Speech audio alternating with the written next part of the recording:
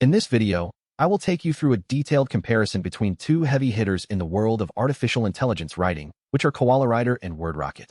As content creation continues to evolve, choosing the right tool has become more important than ever for bloggers and digital marketers. We will start by looking at KoalaWriter, a tool that has gained massive popularity for its simplicity and its deep integration with search engine optimization data. KoalaWriter uses real-time search results to build out comprehensive articles that feel current and factual. It is particularly great at creating long-form content that follows specific outlines without much manual intervention. On the other hand, we have WordRocket, which focuses heavily on speed and versatility. WordRocket is designed for those who need a high volume of content across different formats, from social media posts to full-length blog articles. While KoalaWriter feels like a specialized tool for niche sites, WordRocket behaves more like a multi-purpose assistant.